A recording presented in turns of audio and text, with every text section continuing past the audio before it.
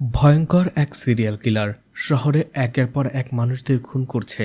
আর খুনগুলো এতটাই নৃশংস যে সেই লাশগুলো দেখে বোঝার উপায় নাই লাশটা কার। পুলিশ পর্যন্ত সেই লাশগুলোকে শনাক্ত করতে হিমশিম খেয়ে যাচ্ছে। শুধু সেই সিরিয়াল কিলার খুনই করছে না, এছাড়া ভয়ঙ্কর এই সিরিয়াল কিলার ভিকটিমদের কিভাবে টর্চার করত সেটার ভিডিও তৈরি করে, পুলিশকে সেন্ড করে আর পুলিশকে চ্যালেঞ্জ জানায় যে এভাবে সে আরও খুন করবে। তো পুলিশ কিভাবে ভয়ঙ্কর এই সিরিয়াল কিলারকে ধরেছিল আর কেন এই সিরিয়াল কিলার মানুষকে খুন করছিল সেটাই দেখানো হবে আজকের গল্পে। আজ এক্সপ্লেন করতে যাচ্ছি 2024 সালে মালায়ালাম ভাষায় মুক্তি পাওয়া মুভি DNA। তো hi guys, welcome to my channel ফিল্মের গল্প।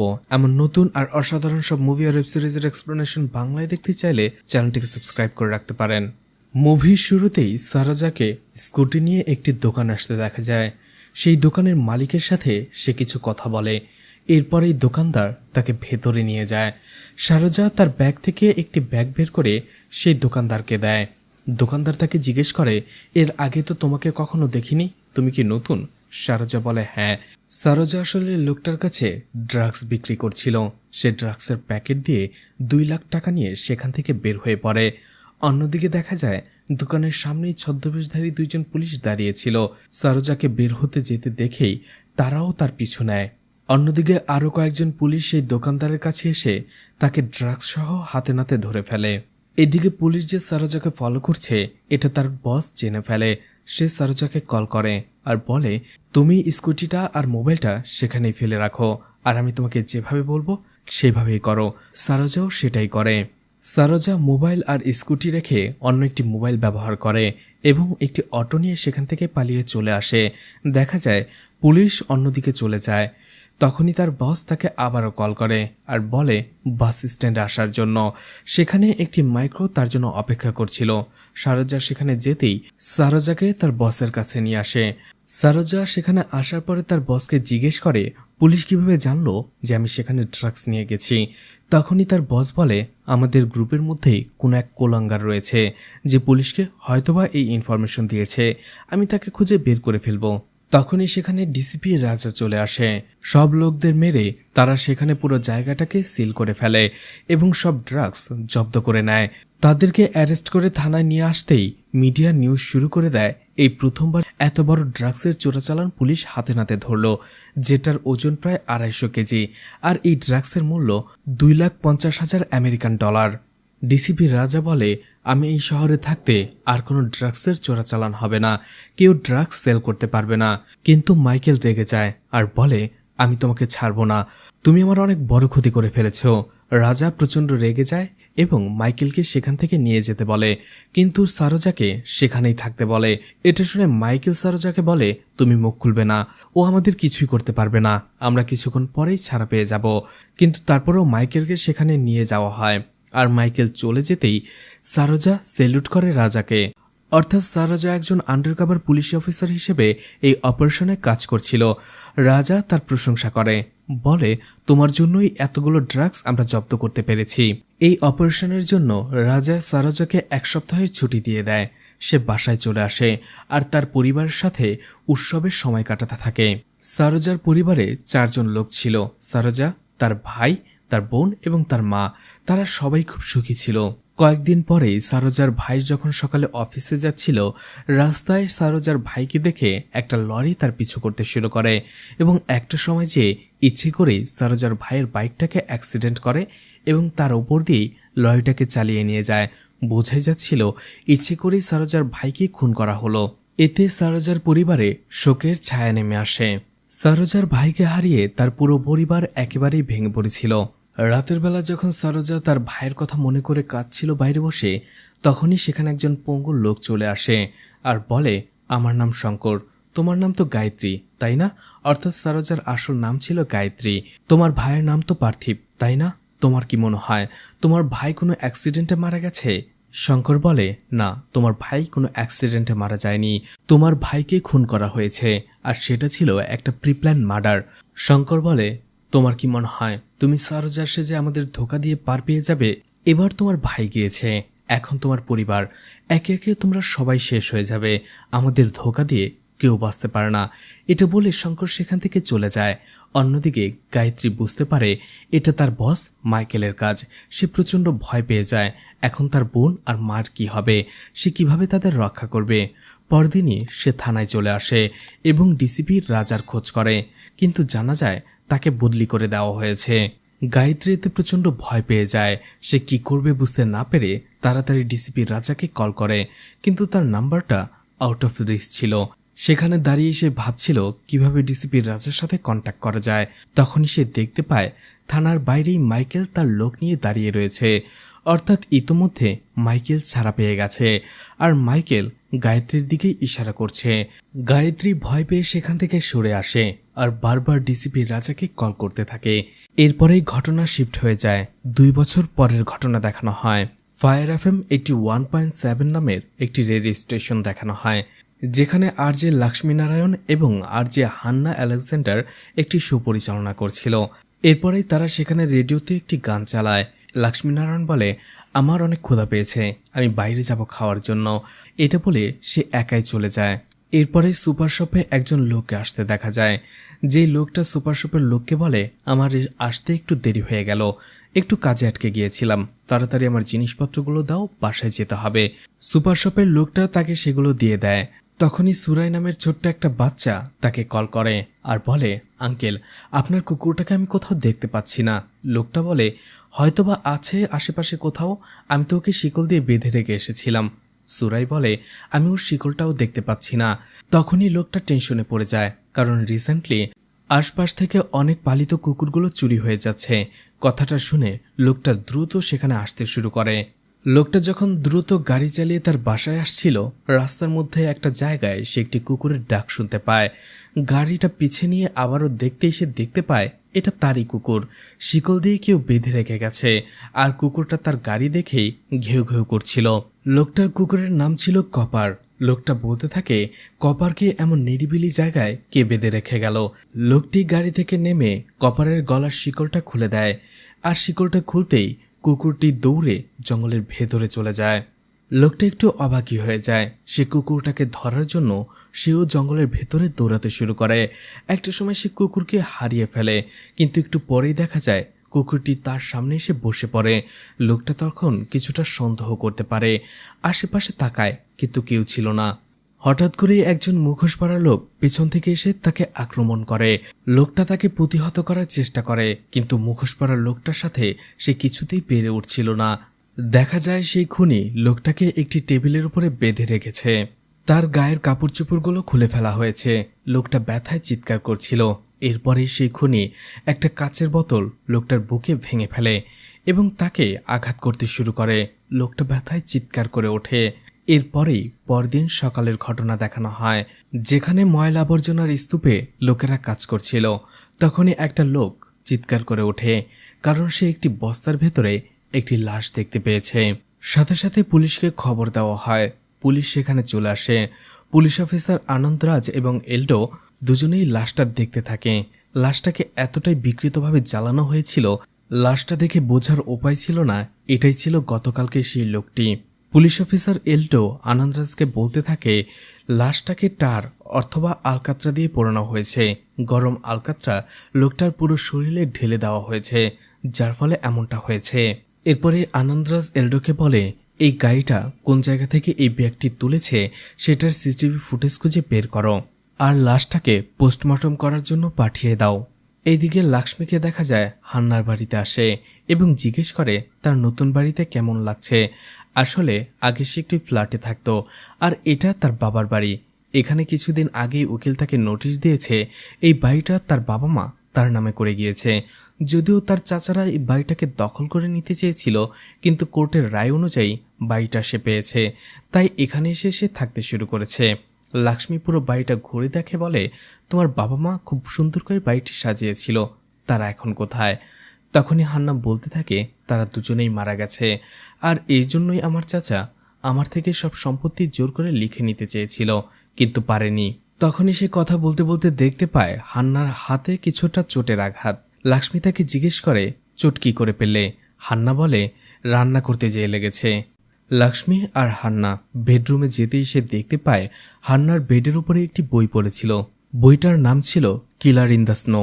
এছাড়া পুরো ঘরটার ভেতরে বিভিন্ন যন্ত্রপাতি সাজানো ছিল। এটা দেখে লাক্ষ্মী বলে, আমার তো মনে হচ্ছে তুমি কাউকে খুন করার প্ল্যান করছো। হান্না বলে, হ্যাঁ, সেটা ধরে নিতে পারো। এরপরেই তারা দুজনেই এনজয় করার জন্য একটি নাইট ক্লাবে চলে আসে। সেখানে তারা কিছুটা ভালো সময় পার করে। একটার সময় সেখানে হান্না লাক্ষ্মীকে আর দেখতে পায় না। তাকে খুঁজতে খুঁজতে সে নাইট ক্লাবের বাইরে চলে আসে।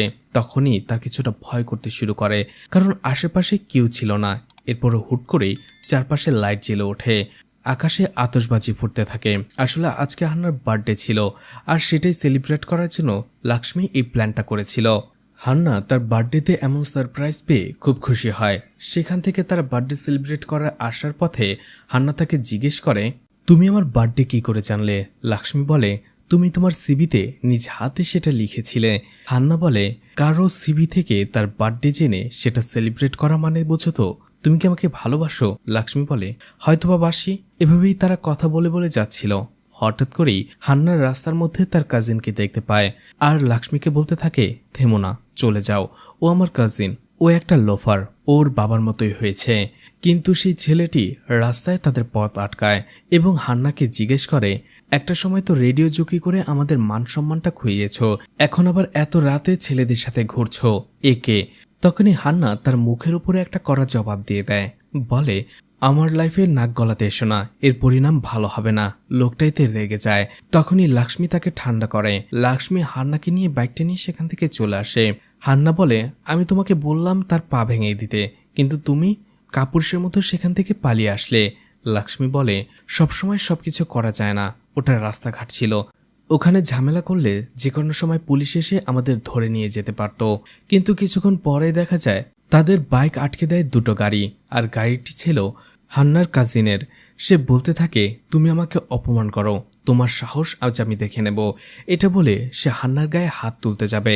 ঠিক তখনই লাক্ষ্মী তাকে বাধা দেয় এবং তাকে মারতে শুরু করে।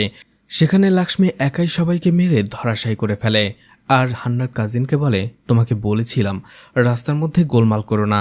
পরের দিন সকালে আবারও কোচির সেই রেডিও স্টেশন ফায়ার এফএমকে দেখানো হয়, যেখানে লাক্ষ্মী বলছিল তাদের এখন নতুন একটি শো চালু হতে যাচ্ছে, যেটা হচ্ছে উমেন্স আওয়ার, অর্থাৎ মহিলাদের বিশেষ কোনো ঘটনা তারা শেয়ার করবে আমাদের সবার সাথে। আর সেই অনুষ্ঠানের প্রধান অতিথি হচ্ছে কোচির পুলিশ কমিশনার রিচেল। রিচেলকে সেখানে ডাকা হয়। সে তার নিজের ব্যাপারে বলতে শুরু করে আর বলে, এই পুলিশ হওয়াটা তার ইচ্ছে ছিল না, ছিল তার বাবার, আর তার বাবার স্বপ্ন পূরণ করতে পেরে সে অনেক খুশি। এরপরে রিচেলকে তার অফিসে দেখা যায়, যেখানে আনন্দরাজ এবং এলডো তাকে কেসটা আগেই ব্রিফ করেছে। রিচেল তাদের বলে, সিসিটিভি ফুটেজের কি হলো? আনন্দরাজ বলে, সেখান থেকে আমরা তেমন ক্লু পাইনি, কারণ সিসিটিভি ফুটেজগুলো বেশিরভাগই নষ্ট ছিল, আর যে কয়েকটা থেকে আমরা ফুটেজ পেয়েছি সেখান থেকে ওই ধরনের কোনো বস্তা ময়লার গাড়িতে রাখা হয়নি। তার মানে এখান থেকে আমরা কোনো ক্লুই পাবো না। রেচেল বলে, তাহলে আমাদের একমাত্র ভরসা হচ্ছে অটোপসি রিপোর্ট। সেটা দেখার জন্যই তারা ফরেন্সিক ডক্টরের কাছে চলে যায়। ফরেন্সিক ডক্টর রেমন ছিল একজন মজার মানুষ। রিচেল এবং বাকিরা এসে দেখতে পায় সেই ডক্টর সেখানে গ্লাভস পরেই বসে বসে নুডলস খাচ্ছে। খাবার খেতে খেতেই ডক্টর তাদের সাথে কথা বলতে থাকে। এরপরেই ডক্টর সেই ডেড বডির কথা বলতে শুরু করে। বলে, লোকটার বয়স 30 থেকে 40 বছর হবে, হাইট 5.11।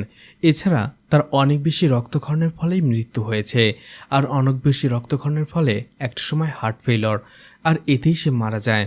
এছাড়া ডক্টর আরও বলে, মারা যাবার আগে লোকটাকে গরম আলকাত্রায় ডোবানো হয়েছিল, অথবা লোকটার উপরে গরম আলকাত্রা ঢেলে দেওয়া হয়েছিল।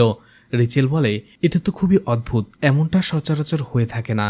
ডক্টর বলে, লোকটার শরীরে গরম আলকাত্রাগুলো এমনভাবে লেগে গিয়েছিল সেটা স্কিন থেকে সরানো প্রায় অসম্ভব হয়ে পড়ছিল, যার ফলে তার ফেস কেমন হতে পারে সেটা আমরা কোনো ধারণাই করতে পারিনি। এরপরে ডক্টর বলে, কিন্তু আমাদের জন্য একটা সুখবর হচ্ছে সেই ডেড বডির ভেতরে আমি একটি পেন ড্রাইভ পেয়েছি, আর পেন ড্রাইভটা খুনি ইচ্ছে করেই সেই মুখের ভেতরে ঢুকিয়ে রেখেছিল। এতে করে বোঝাই যাচ্ছিল সে পুলিশকে চ্যালেঞ্জ জানাচ্ছে, অর্থাৎ সে একজন সিরিয়াল কিলার। এভাবে সে আরও খুন করবে। সেই পেন ড্রাইভ থেকে তারা ভিডিওটা দেখতে শুরু করে। ভিডিওতে ভিকটিম লোকটা চিৎকার করে বলছিল, আমি পাপ করেছি, আমার পাপের শাস্তি হওয়া উচিত, তাই আমার মরে যাওয়া উচিত। এরপরেই মুখোশ পরা সেই খুনিকে দেখানো হয়, যে গরম আলকাতরা সেই ভিকটিমের গায়ে ঢেলে দেয়। লোকটা চিৎকার করতে থাকে, কিন্তু তার কিছুই করার ছিল না, আর সেখানেই সে গরম আলকাতরায় পড়ে মারা যায়। আর ভিডিও শেষে লেখা ওঠে, টু বি কন্টিনিউড। এভাবেই চলতে থাকবে। এটা দেখে রিচেল বলে, এই খুন কেউ সাধারণ মানুষ করলে এমনটা হতো না। এ এক সাইকোপ্যাথ, যে করেই হোক একে থামাতে হবে। এই সাইকোপ্যাথ অন্য কাউকে মারার আগেই তার কাছে আমাদের পৌঁছাতে হবে, ইমিডিয়েট অ্যাকশন নিতে হবে। আনন্দরাজ বলে, ভিডিওটা দেখে বোঝা যাচ্ছিল লোকটা সেই লোকটাকে মেরে প্রতিশোধ নিচ্ছে। রিচেল বলে, ভিকটিমের যে বিবরণ পেয়েছি ডক্টর রেমন্ডের কাছ থেকে, সেটা সব থানায় পাঠিয়ে দাও। যেসব মিসিং কেসের সাথে এই ভিকটিমের বর্ণনা মিলে যায় তাদের কেসগুলো একত্র করো। এছাড়া সদ্য মুক্তি পাওয়া কয়েদির লিস্ট বের করো। ভিডিও দেখে আমার মনে হচ্ছে এ কোনো পুরাতন ক্রিমিনাল, কারণ একজন সাধারণ মানুষের পক্ষে একটা মানুষকে এতটা টর্চার করা কখনোই সম্ভব নয়। যারা যারা সদ্য জেল থেকে মুক্তি পেয়েছে তাদের উপরে ক্লোজলি নজর রাখো। এরপরেই শুভঙ্কর নামের একজন লোককে দেখানো হয়, যে গার্ডের সামনে দাঁড়িয়ে বলছিল, তুমি যদি 6টা হাতি আমাকে ফেরত দিয়ে দিতে পারো তাহলে আমি তোমার নামে অনেক কিছু দান করব। আসলে এখানে 6টা হাতি বলতে 6 কোটি টাকা বোঝানো হচ্ছে। তখনই তার ভাই এংশু সেখানে চলে আসে আর বলে, এভাবে গডের সামনে দাঁড়িয়ে থাকলে তুমি তোমার টাকা কখনোই ফেরত পাবে না, আমাদের পুলিশের কাছে যাওয়া উচিত। কিন্তু শুভঙ্কর বলে, আমি পুলিশদের বিশ্বাস করি না, বরঞ্চ ওরা টাকাটা খুঁজে নিয়ে ওরা নিজেরাই রেখে দেবে। এংশু বলে, না, এমনটা করবে না, আমার একজন পরিচিত লোক রয়েছে। তখনই গোপী নামের একজন পুলিশ অফিসার তাকে কল করে, আর তারা সেখানে যেতে শুরু করে। সেখানে যাওয়ার পরে দেখা যায় একজন পুলিশ অফিসার তাদের জন্য দাঁড়িয়েছিল। তারা পুরো ঘটনা বলতে শুরু করে। শুভঙ্কর বলে, আমি চায়ের বিজনেসের ডিল করার জন্য ইরুকাদ্দু গিয়েছিলাম। সেখানে যাওয়ার পরে মুকুন্দন নামের একজন লোকের সাথে আমার পরিচয় হয়। তার সাথে আমার ভালো জানাশোনা হয়ে যায়। কয়েকদিনের মধ্যে সে আমার বন্ধু হয়ে যায়। এংশু বলে, আর এই বন্ধুত্বের খাতিরেই শুভঙ্কর তার বন্ধুকে 6 কোটি টাকা ধার দিয়ে দিয়েছে। এটা শুনে গোপী একটু অবাকই হয়ে যায়। এংশু বলে, যদিও কথা ছিল সেই 6 কোটি টাকা 1 মাসের মধ্যে সে তাকে ফেরত দিয়ে দেবে, কিন্তু সেই মুকুন্দনের এখন আর কোনো খোঁজ নেই। শুভঙ্কর তাকে ফোন করেছিল এবং টাকা ফেরত দিতে বলেছিল, কিন্তু এখন দেখা যাচ্ছে মুকুন্দনের ফোনটাই বন্ধ। গোপী তাদের বলে, এত সহজকে মানুষকে বিশ্বাস করা ঠিক নয়। এরপরেই মুকুন্দনের কোনো ছবি আছে কিনা সেটা জিজ্ঞেস করে। তখনই এংশু বলে, ছবি নেই, কিন্তু ইকার্দু যে আমি একটা ভিডিও রেকর্ড করেছিলাম, সেখানে হয়তোবা তার মুখটা দেখা গিয়েছে। এটা বলে পুলিশ অফিসার গোপীকে সেই ভিডিওটা সে দেখাতে শুরু করে। দেখা যায় তারা সেখানে সবাই মিলে গান করছিল, আর সেই জন্যই এংশু ভিডিও করছিল। ঠিক তখনই মুকুন্দনের ফোনে একটা ফোন আসে, কিন্তু শুভঙ্কর দেখতে পায় সেখানে আশেপাশে মুকুন্দন ছিল না। এই জন্য বলে, ফোনটা তাকে দিয়ে এসো। ফোনটা হাতে নিয়ে ভিডিও রেকর্ড করতে করতেই এংশু মুকুন্দন কোথায় আছে সেটা দেখতে শুরু করে। সে দেখতে পায় একটু দূরেই দাঁড়িয়েছিল মুকুন্দন। ঠিক তখনই সে তাকে ফোনটা দেয়, আর ফোন নিতে গেলেই মুকুন্দনের চেহারাটা সে ভিডিওতে দেখতে পায়। দেখা যায় এই মুকুন্দন ছিল সেই লোক যাকে সেই খুনি নির্মমভাবে খুন করে ফেলেছে। পুলিশ অফিসার গোপী তার হাইট এবং বয়সটা দেখে অনেকটা সন্দেহ করতে শুরু করে। এই জন্য রিচেলকে সে ভিডিওটা দেখায়, আর তারা 2-2-4 করে মিলিয়ে ফেলে তারা যে ডেড বডিটা পেয়েছে সেটা মুকুন্দনেরই। কিন্তু সেটা আরও কনফার্ম করার জন্য তারা শুভঙ্কর এবং এংশুকে সেখানে নিয়ে আসে এবং লাশটা শনাক্ত করতে বলে। তারা অবশেষে অনেক কষ্টে সেই লাশটাকে শনাক্ত করতে পারে। সেখানে পুলিশ অফিসার গোপী জানায়, যেদিন মুকুন্দন নিখোঁজ হয়েছিল সেদিন একটা অদ্ভুত ঘটনা ঘটেছিল। সে তার বাড়িতে ছিল না, কিন্তু তার বাড়িতে তার কুকুরকে সে শিকল দিয়ে বেঁধে রেখে গিয়েছিল। কিন্তু রাতের বেলায় তাকে ফোন করেছিল ছোট্ট একটি বাচ্চা সুরাই, যে তাদের পাশেই থাকতো। সুরাই তাকে ফোন করে বলেছিল তার কুকুর মিসিং, সাথে তার শিকলটাও। কিন্তু তারপর দিন সকালে আবারও কুকুরটিকে সেই বাড়িতেই বাঁধা অবস্থায় পাওয়া গিয়েছিল। তখন আনন্দরাজ বলে, ম্যাডাম, এটা কোনো বিচ্ছিন্ন বা অদ্ভুত ঘটনা নয়। কারণটা হচ্ছে রিসেন্টলি এই এলাকাতে পোষা প্রাণী চুরি এবং পাচারের ঘটনা বেড়ে গিয়েছে। হয়তোবা তেমনই ঘটেছিল।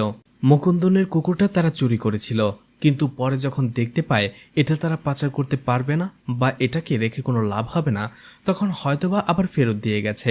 এটা নতুন কোনো ঘটনা নয়। গত কয়েক মাস ধরেই শহরে এমন অনেকগুলো কেস আসছে। এছাড়া গোপী মুকুন্দনের ব্যাপারে খোঁজ নিয়েছে। জানা যায় সে তার পরিবারের সাথে থাকে না, তার বাবা মার সাথে তার 12 বছর ধরে কথা হয় না। এছাড়া তার কোনো কাছের আত্মীয় স্বজনও নেই, সে বিয়েও করেনি। এই জন্য তার মিসিং রিপোর্টটা লেখানোর জন্য কেউ আসেনি। এছাড়া মুকুন্দনকে শুভঙ্কর কিভাবে চিনত এবং তার সাথে তার কি সম্পর্ক সেটাও গোপী খুলে বলে। এদিকে শুভঙ্কর তার বন্ধুর এই অবস্থা দেখে অনেকটাই ভেঙে পড়েছিল। এদিকে হান্না আর লক্ষ্মী রেস্টুরেন্টে বসে কফি খাচ্ছিল। একটা সময় লক্ষ্মী তার মনের কথা হান্নাকে বলে দেয় আর হান্নাও তাতে রাজি হয়ে যায়। অর্থাৎ তাদের ভালোবাসার গল্পটা এখানেই শুরু হয়ে যায়। অন্যদিকে জঙ্গলের ভেতরের রাস্তা দিয়ে চার্লি গাড়ি নিয়ে কোথাও যাচ্ছিল। এরপরেই সে একজন মেয়েকে কল করে আর বলে, শুধুমাত্র মার্লিন এবং আমার ছেলে মেয়েগুলো বাসায় একা, নয়তো আমি তোমাকে ছেড়ে কখনোই আসতাম না। মেয়েটি হেসে বলে, 2 দিন তো একসাথে থাকলাম, পরে না হয় আবার থাকবো, তুমি এখন তোমার কাজে ফিরে যাও। অর্থাৎ চার্লি আর সেই মেয়েটি পরকীয়ায় লিপ্ত ছিল। অন্যদিকে তখনই চার্লির গাড়ির সামনে দিয়ে কয়েকটি পিগ দৌড়ে যায়। এটা দেখে চার্লি একটু ভয় পেয়ে যায় এবং সে তার গাড়ির কন্ট্রোল হারিয়ে ফেলছিল। এটা শুনে মেয়েটি বলে, ঠিক আছে, তুমি আগে এখন ঠিকঠাক মতো গাড়ি চালাও, পরে আমাদের কথা হবে। চার্লিও ফোনটা রেখে দেয়। কিছুক্ষণ যেতেই দেখা যায় কেউ একজন রাস্তার ভেতরে কাঁটাতার বিছিয়ে দেয় আর সেটার উপর দিয়ে যাওয়ার পরে চার্লির গাড়ির 4টি চাক্কাই পাঞ্চার হয়ে যায়। চার্লি গাড়ি থেকে নেমে এটা দেখতে পায়। তখনই তার স্ত্রী মার্লিন তাকে কল করে আর বলে, তোমার আসতে আর কতক্ষণ লাগবে? চার্লি বলে, একটু লেট হবে, কে যেন রাস্তার ভেতরে কাচের বোতল ভেঙে রেখে গেছে, এতে চাকা পাঞ্চার হয়ে গেছে, এখন লিফট নেওয়া ছাড়া আর কোনো উপায় নেই। তখনই চার্লি দেখতে পায় সেখান দিয়ে একটি অ্যাম্বুলেন্স আসছে। সেটা দেখে সে মার্লিনকে বলে, একটি গাড়ি আসছে, ফোনটা রাখো। এরপরেই সে গাড়িটিকে থামায় এবং পুরো ঘটনা খুলে বলে আর লিফট দিতে বলে। লোকটাও রাজি হয়ে যায়। চার্লি গাড়িতে উঠে বসে। গাড়িতে ওঠার পরে চার্লি আবারও তাকে কল করে এবং মার্লিনকে বলে সে লিফট পেয়েছে, কিন্তু আস্তে আস্তে তার ভোর হয়ে যাবে। মার্লিন যেন ঘুমিয়ে পড়ে। কিছুক্ষণ গাড়ি চালানোর পরে দেখা যায় সেই ড্রাইভারের পরিবর্তে চার্লি গাড়িটিকে চালাচ্ছিল আর পাশে থেকেই সে ড্রাইভার ঘুমাচ্ছিল। চার্লি একটা সময় গাড়িটিকে থামিয়ে সেই লোকটাকে জাগানোর চেষ্টা করে, কিন্তু লোকটা তখনও ঘুমিয়েছিল। চার্লি গাড়ি থেকে নিচে নেমে প্রকৃতির ডাকে সাড়া দিতে যায়, কিন্তু পেছন ফিরেই দেখে সেই মুখোশ পরা খুনি তার সামনে দাঁড়িয়ে রয়েছে। এটা দেখে সে প্রচণ্ড ভয় পেয়ে যায়। লোকটাকে চার্লি জিজ্ঞেস করে সে কে আর কেন তাকে মারছে, কিন্তু সেই খুনি তাকে প্রচণ্ডভাবে মারতে শুরু করে। চার্লি তাকে প্রতিহত করার বাধা দেওয়ার চেষ্টা করে, কিন্তু কোনো কিছুতেই কিছু কাজ হয় না। চার্লি একটা সময় লোকটার হাত থেকে পালিয়ে বাঁচার চেষ্টা করে, কিন্তু তাতেও কাজ হয় না।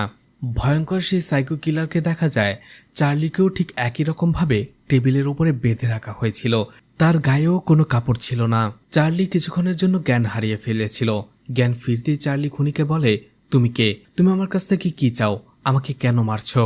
এদিকে দেখা যায় চার্লির ওয়াইফ মার্লিন চার্লি বাড়ি না ফেরায় এবং তার কোনো খোঁজ না পাওয়ায় সে পুলিশ স্টেশনে চলে আসে মিসিং কমপ্লেন লেখানোর জন্য। কিন্তু যেহেতু আগেই পুলিশ কমিশনার রেচেল বলে রেখেছিল কোনো মিসিং কেস আসলে সরাসরি যেন তাকে বলা হয়, তাই মার্লিনকে তার কাছে পাঠিয়ে দেওয়া হয়। মার্লিন সবকিছু খুলে বলতে শুরু করে যে চার্লি 2 দিন আগে কুট্টিনাগামা গিয়েছিল একটি বিজনেস ট্রিপে, আর গতকাল রাতেই তার বাড়ি ফেরার কথা ছিল, কিন্তু সে এখনো ফেরেনি। সে আমাকে বলেছিল রাস্তার মধ্যেই তার গাড়ির টায়ার পাঞ্চার হয়ে গিয়েছিল, এই জন্য সে অন্য একটি গাড়িতে লিফট নিয়েছে। আমাকে ঘুমিয়ে যেতে বলেছিল কারণ তার আসতে লেট হবে, কিন্তু ঘুম থেকে ওঠার পরেও আমি চার্লিকে বাসায় দেখতে পাইনি। আমি তাকে কল করলে তার ফোনটাও অফ ছিল। আমি চার্লির যতজন বন্ধুবান্ধবকে চিনি সবার সাথে কন্ট্যাক্ট করেছি, কিন্তু তারা এই বিষয়ে কোনো কিছুই জানে না। বারবার যখন আমি চার্লিকে কল করছিলাম, একটা সময় চার্লির নাম্বার থেকে আমার কাছে এই ভিডিও বার্তাটা আসে। সেটা সে রেচেলকে দেখায়, যেখানে সে একই রকম মুকুন্দের মতো বলছিল, আমি পাপী, আমি পাপ করেছি আর আমার পাপের শাস্তি আমি পাচ্ছি, আমার বেঁচে থাকার কোনো অধিকার নেই। আনন্দরাজ রেচেলকে বলে, ম্যাডাম আমরা দেখেছি। এই ভিডিওটা সেন্ড করার সাথে সাথে চার্লির ফোনটা আবার অফ হয়ে গেছে। এদিকে মার্লিন কাঁদতে কাঁদতে রিচেলকে বলে চার্লির এই ধরনের কাজ করার কোনো কারণই নেই, সে এমনটা করতেই পারে না। রিচেল মার্লিনকে জিজ্ঞেস করে চার্লি কোন রোড দিয়ে আসছিল আর কোন গাড়িতে লিফট নিয়েছে এই সম্পর্কে মার্লিনকে সে কিছু বলেছে কিনা। মার্লিন জানায় না, এই সম্পর্কে তাকে তেমন কিছুই বলেনি।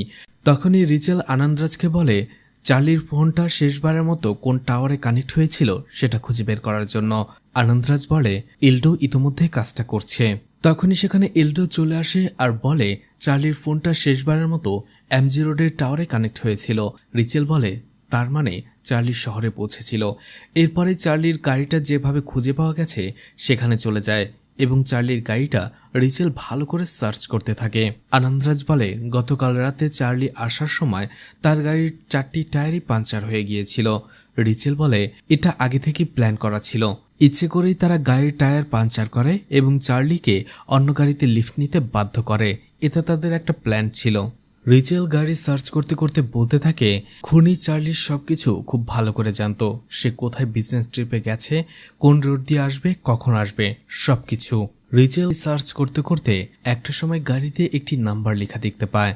তখনই কন্ট্রোল রুম থেকে তাদের খবর দেওয়া হয় যে চার্লির ফোনটা আবারও অন হয়েছে, আর কোন টাওয়ারে অন হয়েছে সেটা তাদের বলে দেওয়া হয়। তারা সেখানে যেতে শুরু করে তাড়াতাড়ি। লোকেশনে যাওয়ার পরে দেখা যায় সেটা ছিল ঘন একটা জঙ্গল।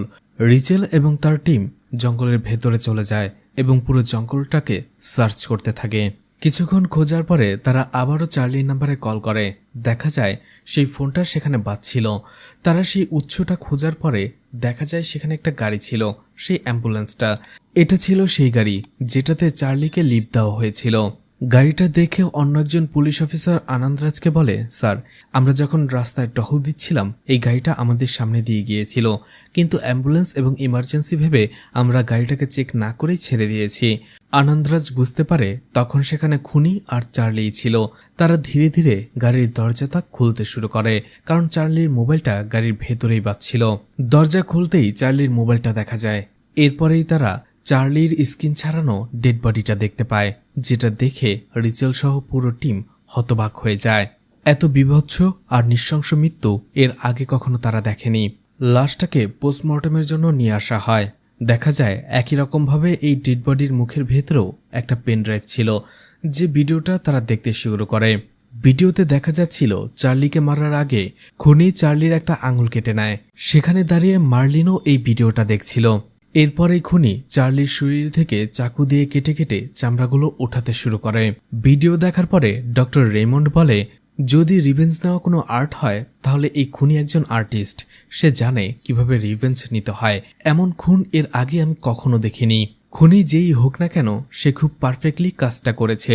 চার্লির শরীরে এক টুকরো চামড়াও সে রাখেনি, পুরোপুরি চামড়াগুলোকে একেবারে নিখুঁতভাবে উঠিয়ে নিয়েছে। এটা কোনো সার্জন বা মেডিকেল এক্সপার্টদের দ্বারাই পসিবল। খুনি ৭৮ বার চার্লির শরীরে চাকু দিয়ে আঘাত করেছে। এই সবকিছু শুনে মার্লিন সেখানেই কাঁদতে শুরু করে।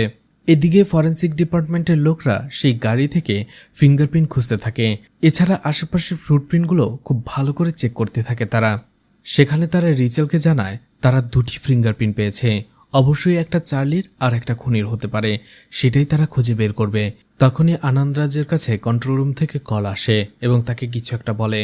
আনন্দরাজ রিচেলকে বলে, এখান থেকে 7 মাইল দূরে এই গাড়িটা যখন আসছিল তখন সেখানে একটা চায়ের দোকান ছিল, আর সেই চায়ের দোকানের সামনে থাকা বাড়িতে একটি সিসিটিভি ক্যামেরাতে এই গাড়িটা ক্যাপচার হয়েছিল।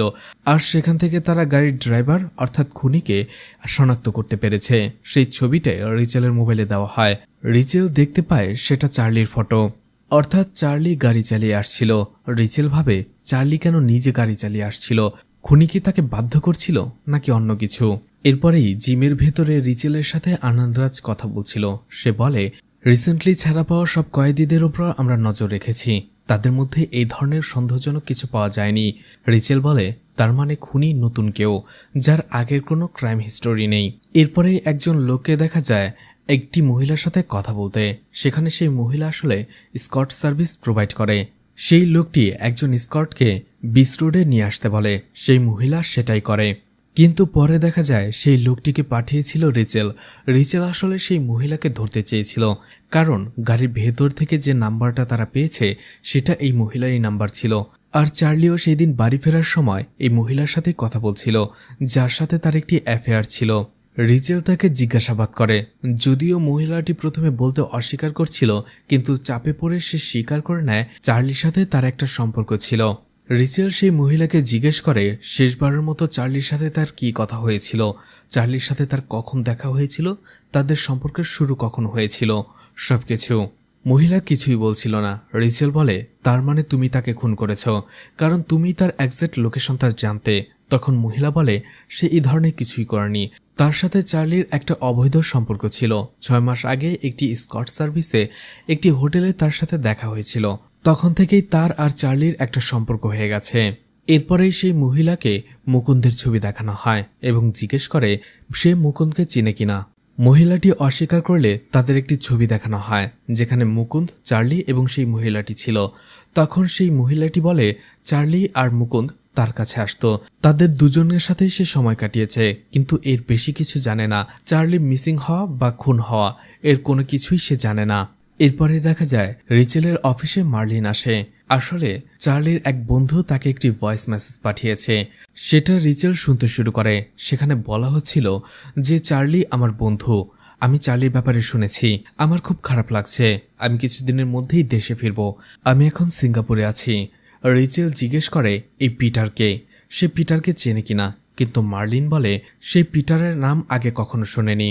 রিচেল বলতে থাকে যেহেতু সে সিঙ্গাপুর থেকে এত তাড়াতাড়ি চার্লির মৃত্যুর খবরটা পেয়ে গেছে, তার মানে তার চার্লি এবং মুকুন্দের সাথে খুব ভালো একটা সম্পর্ক রয়েছে।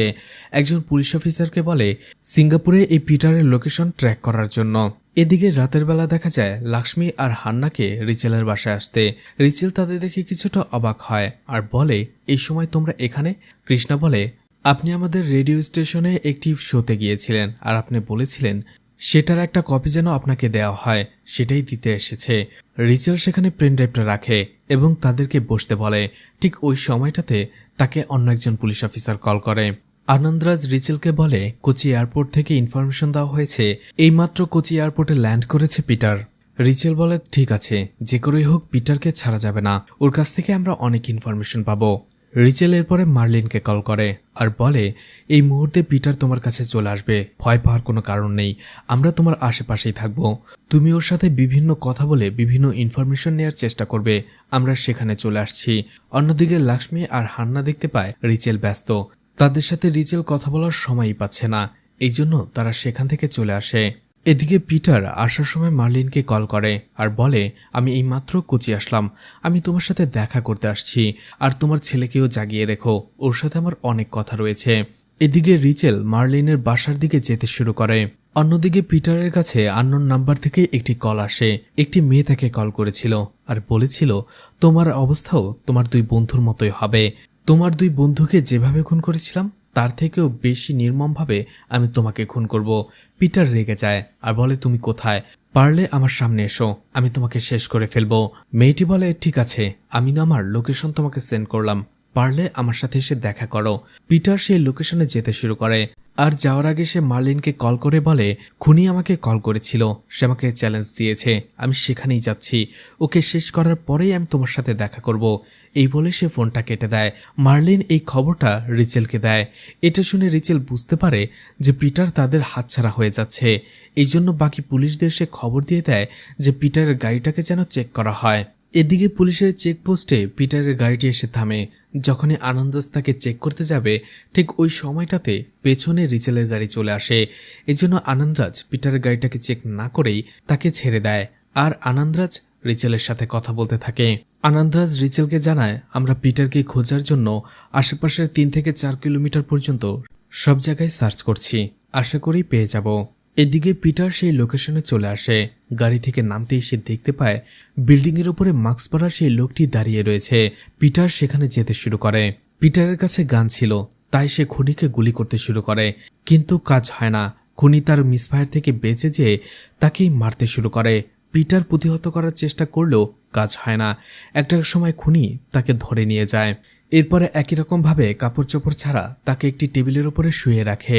পিটার চিৎকার করতে থাকে আর বলতে থাকে তুমি কে, কেন এমন করছো। সে আগুন নিয়ে এসে একটা সময় পিটারের শরীর ঝলসে দেয়।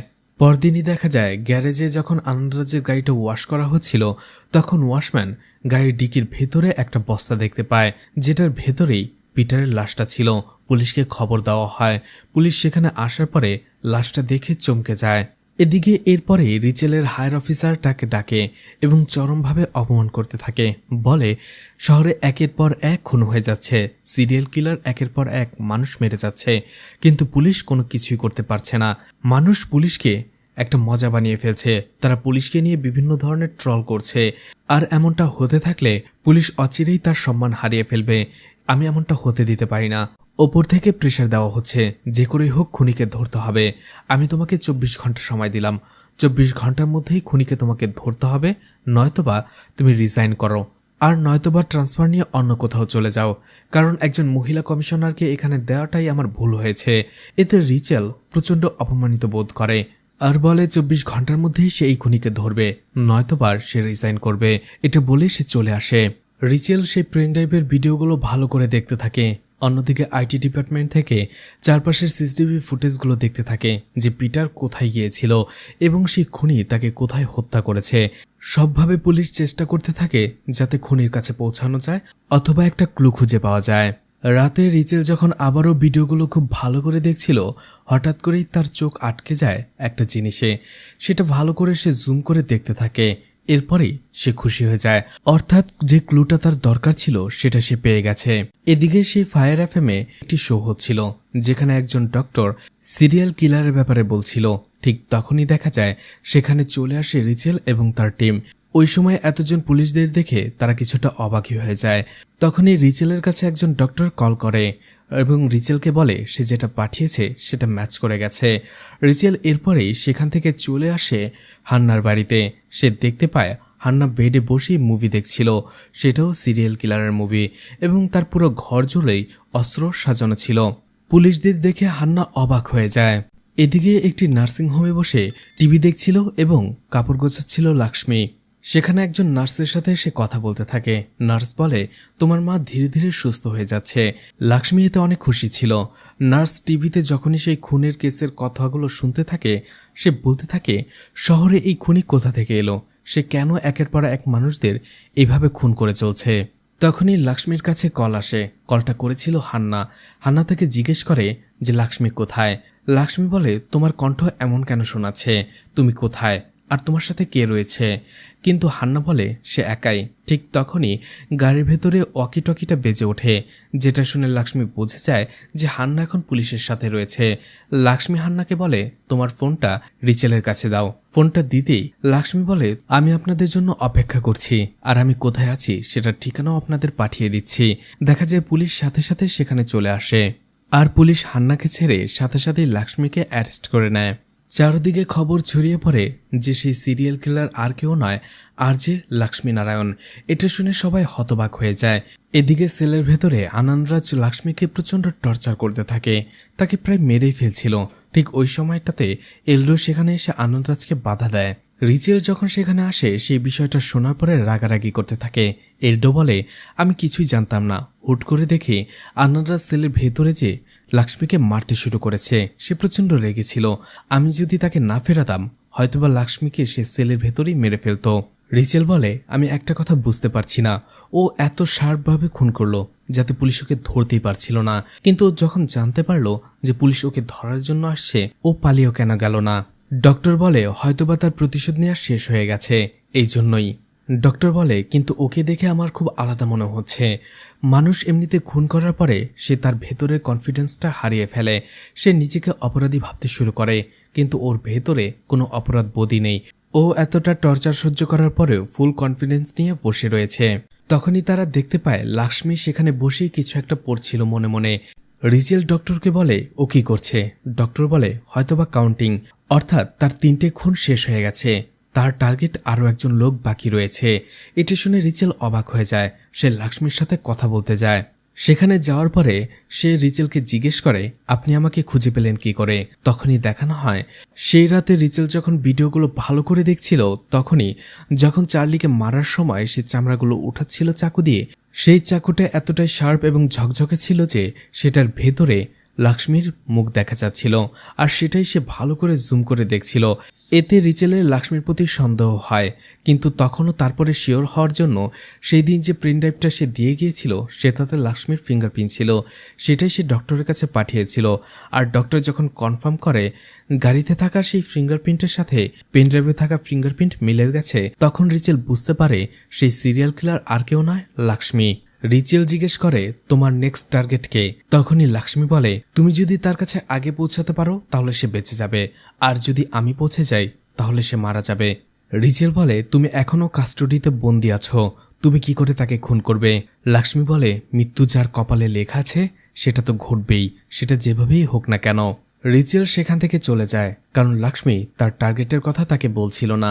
একটু পরেই ডক্টর রাইমন্ড একটা ইঞ্জেকশন নিয়ে সেখানে চলে আসে, আর সেখানে সেই ইঞ্জেকশনটা সে লাক্সমিকে দিয়ে দেয়, যার ফলে লাক্সমি আনকনসিয়াস হয়ে পড়ে। কিন্তু সে প্রশ্নের উত্তর দেওয়ার মতো অবস্থায় থাকে। রিচেল সেখানে চলে আসে এবং তাকে জিজ্ঞেস করে সে এই খুনগুলো কেন করছে আর কিভাবে করেছে। লাক্সমি তখন এই 3টি খুন সে কিভাবে করেছে তার বর্ণনা দিতে থাকে। পিটারকে খুন করার আগে যখন তারা রিচেলের বাসায় গিয়েছিল, তখন লাক্সমি রিচেলের কথা থেকে জানতে পেরেছিল যে পিটার দেশে আসছে, আর এই জন্য সাথে সাথে তাকে কল করে এবং তার কাছে ডেকে নিয়ে যায়। এরপরে রিচেল যখন তাকে জিজ্ঞেস করে কেন এই খুনগুলো সে করেছে এবং এরপরে সে কাকে খুন করবে, তখনই লাক্সমি একেবারেই জ্ঞান হারিয়ে ফেলে। রিচেল এবং ডক্টর সেখান থেকে চলে যায়, কিন্তু দেখা যায় লাক্সমি অভিনয় করছিল। আসলে সে বলতে চাইছিল না এখনো যে তার পরবর্তী টার্গেট কে।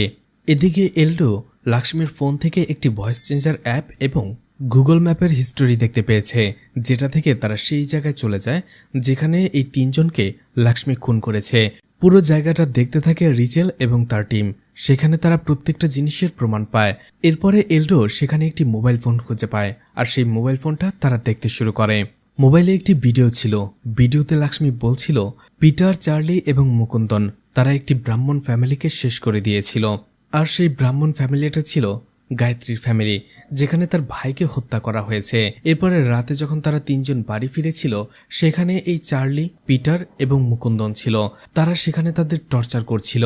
সেখানে লাক্সমি বলে কিন্তু সেখানে শুধুমাত্র তারা 3জন নয়, আরও একজন ছিল যে তার পরবর্তী টার্গেট। ঠিক তখনই সেখানে পুলিশের একটি আইডি কার্ড দেখানো হয়, যেটা দেখে তারা সবাই চমকে যায়। রিচেল ডিজিপিকে কল করে কিন্তু সে কল ধরছিল না। অন্যদিকে অন্য একটা থানায় খোঁজ নিয়ে রিচেল জানতে পারে এমন একটা কেস রয়েছে যেখানে এমন একটা পরিবারের 3জন সদস্যই মারা গিয়েছিল, কিন্তু সেই কেসটা এখনো ক্লোজ হয়নি। এদিকে দেখা যায় কয়েকজন লোক লাক্সমিকে নিয়ে অন্য কোথাও চলে আসে এবং সেখানে তাকে টর্চার করতে শুরু করে।